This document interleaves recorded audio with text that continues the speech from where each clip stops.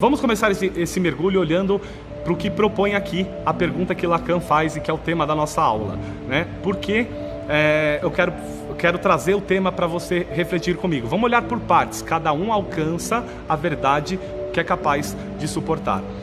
Vamos pegar, né?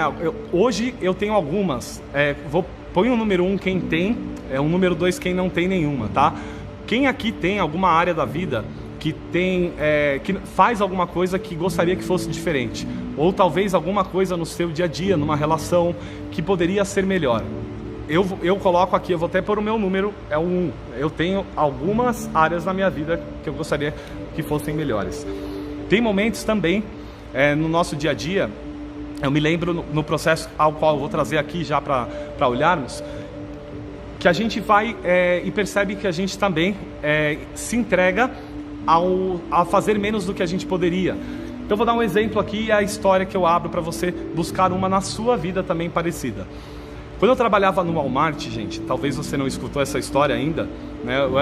Eu entrei muito jovem, fui um executivo muito cedo lá. Olha que bacana, que bacana. Vamos olhar, pega essa coisa que você está colocando, que te trouxe a pensar que a gente vai olhar agora como resolver esse problema, né? Como desatar esse nó. Quando eu estava, gente, no Walmart, e eu comecei a sentir uma fraqueza, tocava o despertador, eu não conseguia ir para aquele lugar, apesar de ter um bom salário, ter ali uma estrutura, eu não conseguia me levantar realmente. Eu chegava no trabalho, aí a reflexão, se você já teve algo parecido, eu não conseguia dar toda a minha energia. Então eu fingia que eu fazia alguma coisinha aqui, eu diminuía a energia, eu fazia, gente, o básico do mínimo necessário. E todo dia que eu chegava em casa eu pensava, meu Deus, eu não vejo a hora de conseguir largar esse emprego. Eu pensava aquilo todos os dias. E aí ao mesmo tempo vinha uma culpa de ter pensado aquilo, porque aquele emprego, de certa forma, era um emprego que me dava um bom sustento, tinha ali um recurso que eu podia sustentar a casa muito bem. Então ficava num dilema.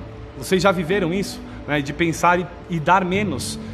Eu já tive momentos desse, gente, com a minha esposa, em que a gente estava na relação e que ela estava se doando tanto, ela estava no momento ali de realmente querer fazer a relação estar melhor, e eu estava tão dolorido, gente, que eu não conseguia, mesmo pensando, eu falava, putz, hoje eu vou parar e vou resolver isso, hoje eu vou parar e vou chamar ela para passear.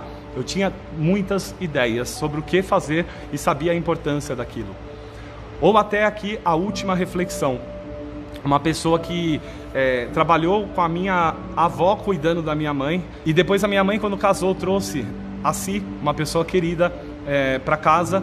Depois, quando os meus pais, eu saí da casa, a Si passou ali o tempo até aposentar trabalhando comigo. Uma pessoa querida, que foi cuidadora, cuidou da casa, para minha avó, para minha mãe, cuidou no final da vida para mim.